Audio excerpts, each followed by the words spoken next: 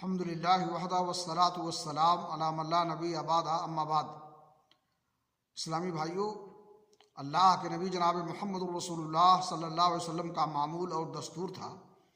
کہ آپ دنیا اور آخرت دونوں میں بھلائی کی دعائیں کرتے تھے۔ صحیح مسلم شریف کی حدیث ہے، انس بن مالک رضی اللہ تعالیٰ عنہ کہتے ہیں، کانا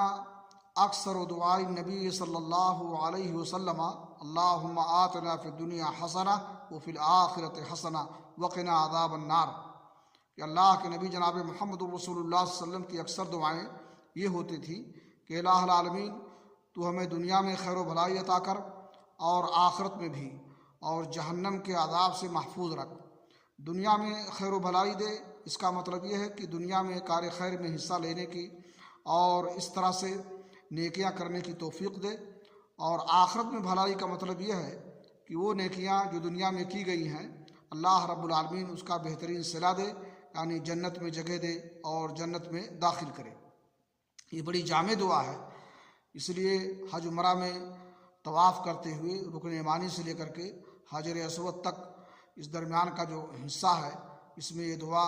پڑھنی چاہیے کثرت کے ساتھ۔ اللہ رب العالمین ہمیں توفیق بخشے